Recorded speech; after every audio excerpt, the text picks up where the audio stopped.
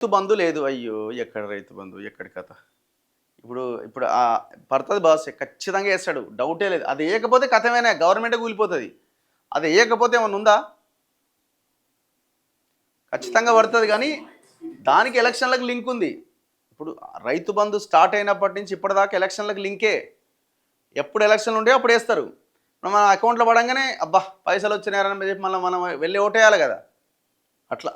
దానికోసం అంతవరకు వెయిట్ జేస్తారు. ధర్మపురి అరవింద్ గారి ఇంటర్వ్యూ కోసం వెయిట్ చేశా. Waiting for Raghunandan Rao ఇంటర్వ్యూనట. చేద్దాం. వీలైతే చేద్దాం. వాళ్ళు ఇస్తా అంటే చేద్దాం. రాజీవ్ యువ వికాసం ఎట్టిపోయింది? చింత చెట్టు మీద ఉన్నది. దిగనంటుంది అది. అది గాలికి వదిలేసినారు. అపోజిషన్ పార్టీలు కూడా అడుగుతలేవు. మొన్న ఎలక్షన్ ఎజెండా కింద ఈ రాజీవ్ యువ వికాసం పథకం ఏమైంది అని అడిగిరు ఎవరన్నా? జౌలి శాఖ థ్రిఫ్ట్ పథకం గురించి మాట్లాడండి. ఏ కులం వాళ్ళున్నా పేదవాడి బతుకు మారడం లేదు. వాస్తవమే ఇది. యూనివర్సిటీ పోస్ట్ నోటిఫికేషన్స్ గురించి మాట్లాడండి. What about TRP? వాళ్ళు ఒక దగ్గర గెలిచినట్టున్నారు. ఒక 3-4 స్థానాల్లో సెకండ్ ప్లేస్లో ఉన్నట్టున్నారు. మిర్యాలగూడ జనరల్లో కూడా బీసీ బిడ్డకి ఇచ్చిరట. BLR brothers. జగిత్యాల జీవన్ రెడ్డి మునుగోడు రాజగోపాల్ రెడ్డి కాంగ్రెస్లో ఉంటారా లేదా అన్న పార్టీ వల్ల ఎక్కువగా పట్టించుకుంటలేదు కదా అన్న. ఇప్పుడు జీవన్ రెడ్డి సంజయ్కి మధ్య ఆడ గొడవ. ఇప్పుడు ఆ సంజయ్ ఇదే నెగ్గినట్టుంది మొత్తానికి. ఇప్పుడు ఆయనకు సంబంధించిన వార్డ్ మెంబర్లు కలిస్తేనే ఆడ ఈయనకు సంబంధించిన వాళ్ళు ఆయనకు సంబంధించిన వాళ్ళు కలిస్తేనే ఆడ అవకాశం ఉంటుంది.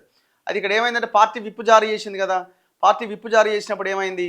జీవన్ రెడ్డి నుంచి గెలిచిన వాళ్ళు కూడా పార్టీ సింబల్ మీద గెలిచిన వాళ్ళు, కాంగ్రెస్ సింబల్ మీద గెలిచిన వాళ్ళు ఒక 7-8 మందే ఉన్నట్టున్నారు. ఇక వాళ్ళు విప్పు ధిక్కరించి వేసే పరిస్థితి లేకపోయిండే. సో కాబట్టి రేవంత్ రెడ్డి సంజయ్కి చెందిన వ్యక్తినే డిసైడ్ చేసిండు. సంజయ్ వ్యక్తే గెలిచిండు. ఆయన నిన్న ప్రెస్ మీట్ పెట్టిండు. ఉండాలన్నా పోవాలన్నా ఏంది నా పరిస్థితి అని ఆయన అడుగుతున్నాడు జీవన్ రెడ్డి. రైతు బంధు బంద్ చేయాలన్నట. నాయన బంద్ చేస్తే ఏమన్నా ఉందా? తెల్లాపూర్ ఇష్యూ గురించి మాట్లాడండి రఘునందన్ రావుతో. మాట్లాడదాం.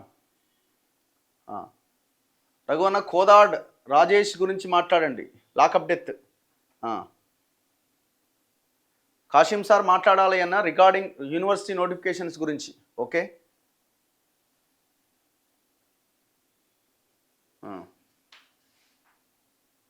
నెక్స్ట్ జగ్గారెడ్డి చేసిన అరాచకం కేటీఆర్ చేసి ఉంటే కుక్కలాగా అరుస్తుండే. అంతే కదా, మరి అధికారంలో ఉన్నారు కదా వాళ్ళు.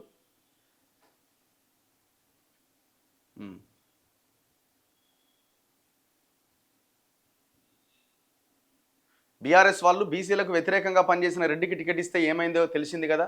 బీసీలు అందరూ ఐక్యంగా పోరాడితే బీసీ బిల్లు కూడా వస్తుంది. అసలు యాక్చువల్గా టికెట్ ఇచ్చిన ఆయనే ఓడగొట్టురు అన్నాడు మల్లారెడ్డి. నా కిందికి నీళ్ళు వస్తాయో అని. వస్తాయి నీ కిందికి కూడా, తప్పదు. ఈ టికెట్ మొత్తం ఈ వ్యవహారం నడిపించిందంతా మల్లారెడ్డి. మెట్పల్లి మున్సిపల్ గురించి మాట్లాడండి. మెట్పల్లి అంతే ఉంది, ఆ రాయకల్ అంతే ఉంది. ఇవన్నీ అట్లే జరిగినాయి కదా. ఒక్క మెట్పల్లే కాదు, మొత్తం రాష్ట్రం అంతా అదే పరిస్థితి. ఈ పార్టీ ఆ పార్టీ అనలేదు, అందరూ కలిసిపోయారు. అక్కడ కాంగ్రెస్ బీఆర్ఎస్ మిగతా వాళ్ళు కలిసిరు. ఇంకో దగ్గర కాంగ్రెస్ బీజేపీ కలిసినాయి. ఇంకో దగ్గర బీఆర్ఎస్ బీజేపీ కలిసినాయి. ఇంకో దగ్గర బీఆర్ఎస్ కాంగ్రెస్ కలిసినాయి. సింపుల్. ఎంపీటీసీ జెడ్పీటీసీ ఉంటాయనే అనిపిస్తున్నది నాకైతే. వస్తుందనే అనిపిస్తున్నది అతి త్వరలో నోటిఫికేషన్. అన్న అధికారంలో కాంగ్రెస్ ఉంది, కరీంనగర్లో బీజేపీ గెలిచింది. మరి రేవంత్ రెడ్డి పైసలు ఇస్తాడా? సింపుల్, ఏం లేదండి. కొన్ని గిఫ్ట్లు ఉంటాయి, రిటర్న్ గిఫ్ట్లు. ఇప్పుడు మొన్న 8 మంది బీజేపీ ఎంపీల్లో 8 మంది గెలిచిన దగ్గర కొన్ని చోట్ల కనీసం సీట్లు రాలే. తర్వాత జరిగిన ఏ ఎలక్షన్లో అయినా, లోకల్ బాడీస్లో కూడా. ఎందుకు రాలే? ఇప్పుడు రేవంత్ రెడ్డి అంటే అవయవదానం చేసింది బీఆర్ఎస్ అని. మరి మీరేం చేసినారు? ఇదంతా జనాల్ని పిచ్చోళ్ళని చేస్తున్నారు. వాళ్ళంతా కలిసే ఉండి.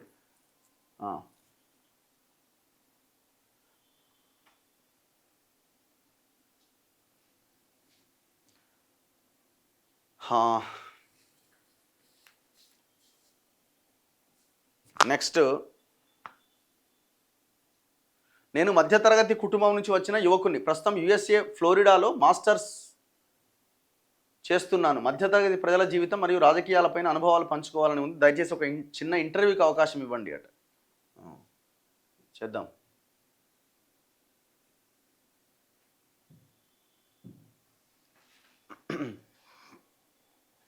నెక్స్ట్, కాంగ్రెస్ అట బీసీలకు ఎస్సీలకు టికెట్లు ఇచ్చిందట, వాళ్ళు ఎవరి చేతిలో ఉంటారు? ఓసీల చేతిలో ఉంటారట. ఇండిపెండెంట్గా పనిచేయాలా? రఘునందన్ రావు, గూడెం మహిపాల్ రెడ్డి ఒకే కారులో ఎందుకు పోయారు అంటే త్వరలో బీజేపీలోకి పోతాడా గూడెం? ఆయన ఇళ్ళకైనా పోతాడు. ఆయన అవసరం అందరికీ ఉన్నది. ఆయన అందరూ దగ్గరికి తీసుకుంటాడు. రేవంత్ రెడ్డి దగ్గర తీసుకుంటాడు, రఘునందన్ రావు దగ్గర తీసుకుంటాడు. ఎందుకంటే మొత్తం అక్కడ పటాన్చెరు నియోజకవర్గం అన్నది ఒక ఒక హాట్ కేక్ అన్నమాట. అది అక్కడ ఉన్న భూముల వాల్యూ, అక్కడ ఉన్న కబ్జాలు ఎక్కడా లేవు. సో అందరూ కలిసే ఉంటారు. వాళ్ళు మీరేమి ఈ పార్టీ ఆ పార్టీ అని ఏం అక్కర్లేదు. ఇద్దరు ఒకే కారులో చాలా దర్జాగా దిగి పోయి వాళ్ళకే ఓటేసి వచ్చిండు ఆయన. ఏం చెప్తాం ఇక పార్టీలు ఎక్కడికి చెప్పండి.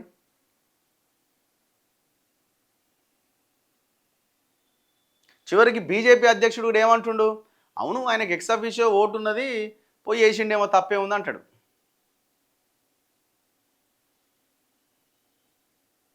కానీ జనాల్ని రెచ్చగొట్టి, కార్యకర్తల్ని రెచ్చగొట్టి, మా నాయకుడికి అన్యాయం జరిగిందని మాత్రం వెనకాల తిప్పుకుంటారు. వాళ్ళకి అన్యాయం చేస్తారు కార్యకర్తలకి. మరి కార్యకర్తల మనోభావాలకు వ్యతిరేకంగా తీసుకున్న నిర్ణయం కదా ఇది.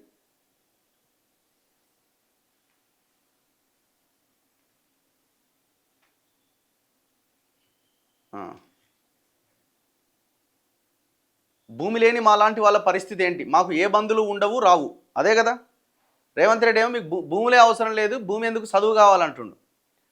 మేము అదే అంటున్నాం. మరి ఇప్పుడు మీ ఇంట్లో కూడా వందల వేల ఎకరాలు మీ కుటుంబాలకు మీకు ఉన్నది కదా, మరి ఆ భూమి ఎందుకు మీకు? మీరు ఆళ్ళ చదువుకున్నారు కదా, ఆ భూమి ఇచ్చేయండి. మరి దేనికి ఆ భూమి మరి మీకు?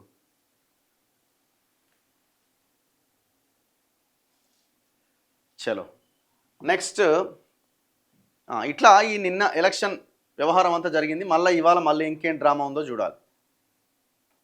నెక్స్ట్